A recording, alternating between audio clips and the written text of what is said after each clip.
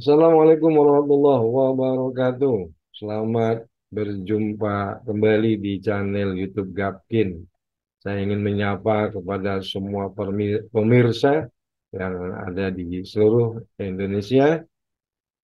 Selamat beraktivitas, selamat sukses selalu, dan saya doakan semoga semua usaha ikhtiar yang dilakukan oleh pelaku usaha, terutama jasa konstruksi, di tahun 2023 setelah pasca COVID, kita akan dapat pulih kembali. Baik, pada eh, kesempatan kali ini saya akan menyampaikan tentang izin usaha apa saja sih yang harus dimiliki oleh para pelaku usaha jasa konstruksi di Indonesia.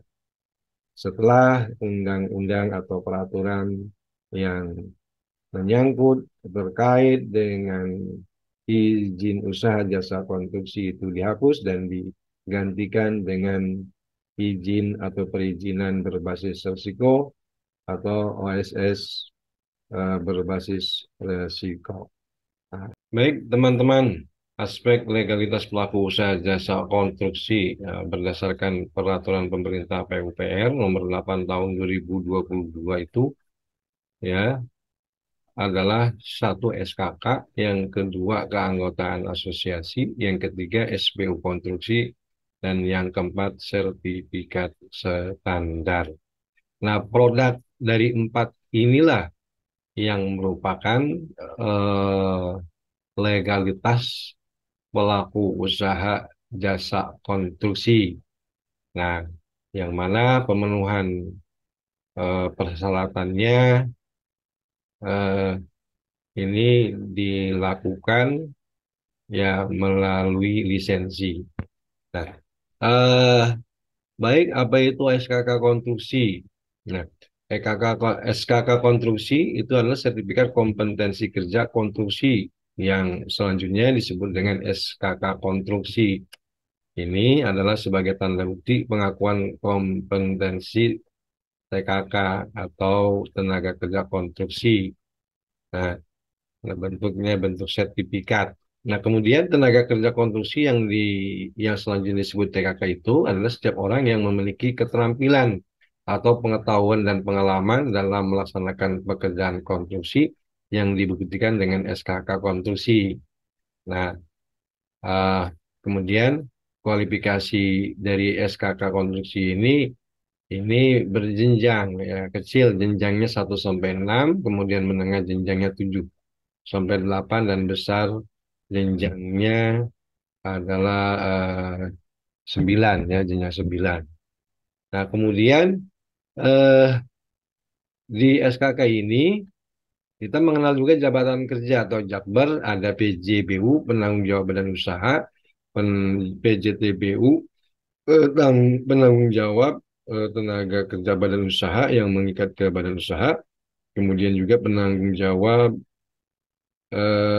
subklasifikasi badan usaha yang mengikat kepada subklasifikasi bidang di SBU, ya, di badan usaha. Nah, ini harus legalitas ini harus dimiliki oleh pelaku usaha jasa konstruksi yang pertama. Yang kedua adalah keanggotaan asosiasi. Nah, keanggotaan asosiasi ini ya dapat dibuktikan yang melalui KTA, nah, yang masih berlaku ya, baik asosiasi terakreditasi atau non akreditasi.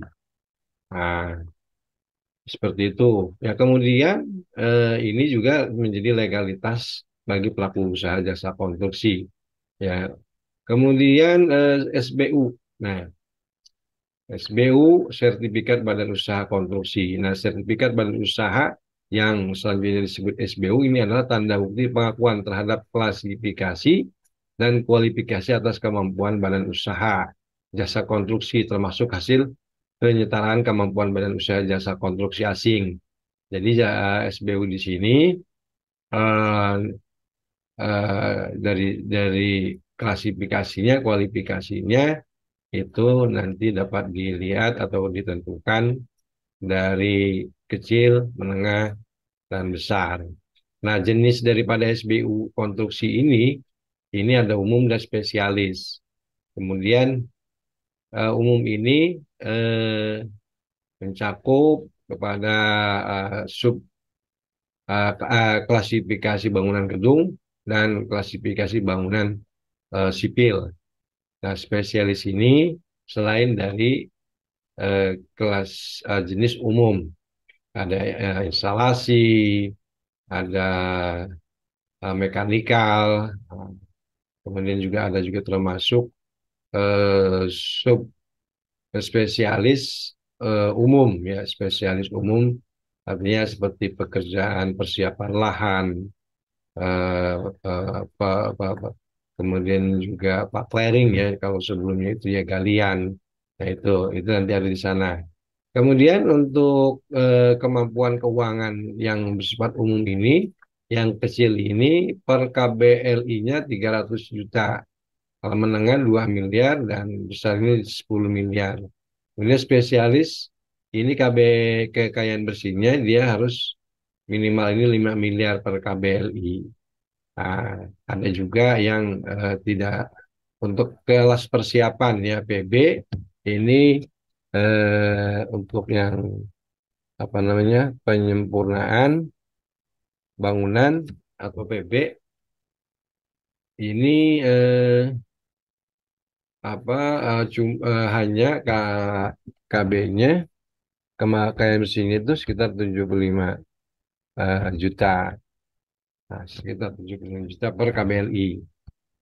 Nah, itu ada di pengelompokan klasifikasi yang terdapat di dalam lampiran eh, PP nomor 8 ya PP no P apa maksud saya peraturan pemerintah Menteri DPR nomor 8 tahun 2022. Nah, ini ada eh, lampiran-lampirannya. Nah, kemudian sertifikat standar. Jadi legalitas yang harus dimiliki oleh pelaku usaha jasa konstruksi ini yang keempat itu sertifikat standar. Nah, sertifikat standar ini adalah pernyataan dan atau bukti pemenuhan standar pelaksanaan kegiatan usaha. Jadi setelah kita mengajukan permohonan berusaha, nanti ada secara otomatis setelah pemenuhan nomor izin berusaha masing-masing KBLI terutama misalnya konstruksi, ini juga akan terbit sertifikat standar. Nah, di awal ini sebelum ada pemenuhan sertifikat standar ini belum terverifikasi. Nah, selanjutnya adalah pemenuhan sertifikat standar jasa konstruksi untuk BUJK adalah telah memiliki atau terbit SBU yang diperoleh melalui lisensi melalui sertifikasi. Artinya proses untuk penerbitan sertifikat standar jasa konstruksi ini adalah terbitnya SBU. Nah, sertifikasi SBU ini ya dari portal OSS kemudian terhubung dengan Kementerian PUPR, nah akan dilakukan sertifikasi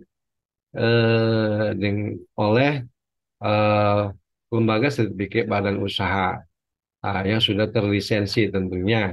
Nah, ini melalui portal PUPR itu. Jadi demikian teman-teman sih. Mungkin itu sebagai eh, sebagai bekal kita sebagai informasi tambahan buat teman-teman mudah-mudahan atau pemula mudah-mudahan bermanfaat. Ya, bantu video saya agar dapat terus berkembang dengan like, share, dan komen.